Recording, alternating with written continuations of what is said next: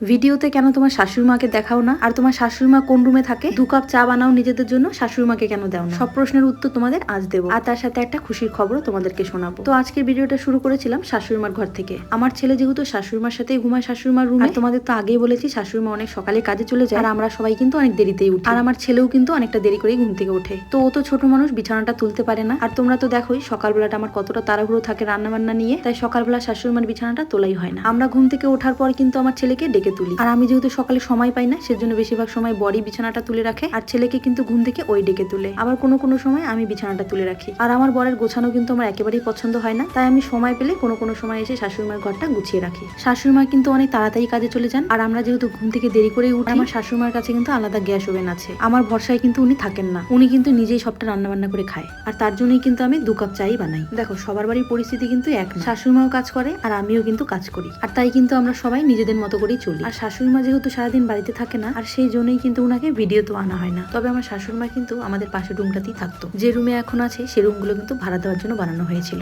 আমাদের যে রুমে আমি ঠাকুর রেখেছি সেই রুমটা কিন্তু অনেকটাই ছোট, আর এই ভাড়া দেওয়ার রুমগুলো কিন্তু নতুন বানানো হয়েছে। আর এই নতুন বানানো রুমগুলো কিন্তু আগের রুমটা থেকে অনেকটাই বড়। আর এই নতুন বানানো রুমগুলোর মধ্যে একটা রুমে কিন্তু ভাড়া না দিয়ে শাশুড়িমা নিজেই শিফট হয়ে গেছেন। ভিডিওতে হয়তো অতটা বোঝা যায় না, তবে আমাদের বাড়িটা কিন্তু অনেকটাই বড় আর একেবারেই খোলামেলা। আশা করি তোমাদের সব প্রশ্নের উত্তর আমি দিতে পেরেছি। যাই হোক, সকাল থেকে তো অনেকগুলো কাজই করে ফেলেছি। আজ যেহেতু শনিবার, ছেলের স্কুল বন্ধ ছিল, আর আজকে বরের অনেকটা দেরি হয়ে গেছিল বলে পুজোটাও দিয়ে দিতে পারিনি। ঘরের ঠাকুরটা তো আমি দিয়ে দিয়েছিলাম, আর ছেলেকে বলেছিলাম বাইরের ঠাকুরটা দিয়ে দিতে। যেহেতু আমি খালি পাখে পুজো দিতে পারি না, সেজন্য ওকে দিয়ে দিতে বললাম। শাশুড়িমার তো আস্তে আস্তে অনেকটাই বেলা হয়ে যাবে, সেজন্যই পুজোটা সেরে নিলাম, আর তারপর ভাতটা বসিয়ে দিয়েছিলাম। আর আজ যেহেতু শনিবার, আমাদের বাড়িতে কিন্তু নিরামিষ রান্না হয়, তাই রান্না করবো ভেবেছি সোয়াবিন আলুর তরকারি আর এই শাকটা। সত্যি কথা বলতে নিরামিষ রান্না আমি সেরকম করতে পারি না, আর আমি নিরামিষ খেতে খুব একটা পছন্দও করি না। যাই হোক, রান্না বান্নাগুলো দিকে তাড়াতাড়ি করে সেরে এসেছিলাম তোমাদের সাথে গল্প করতে, তোমাদের সেই খুশির খবরটা দিতে। আর আমাদের বাড়ির চারপাশে না প্রচন্ড পরিমাণ চিৎকার চেঁচামেচি হয়, সেজন্য তখনকার ভয়েসটা আমি দিতেই পারিনি, পরে ভয়েসটা অ্যাড করেছিলাম। তোমরা হয়তো অনেকে গেস করে ফেলেছো আমি কি সম্বন্ধে কথা বলবো। হ্যাঁ, তোমরা ঠিকই গেস করেছো, আমি কিন্তু ফেসবুক পেমেন্ট পেয়ে গেছি, আর এটাই কিন্তু আমার ফার্স্ট পেমেন্ট। টাকাটা কিন্তু আজ থেকে 3 দিন আগে ঢুকেছে, তবে টাকাটা আমার হাতে না আসা পর্যন্ত তোমাদের আমি শেয়ার করতে পারছিলাম না। দেখো, ফেসবুকে কিন্তু বেশি দিন হয়নি আমি কাজ করা শুরু করেছি, তবে ইনকাম করা কিন্তু আমি অনেকদিন আগে শিখেছি, আর সেটা হলো আমি আমার ব্যবসার থ্রু থেকে ইনকাম করি।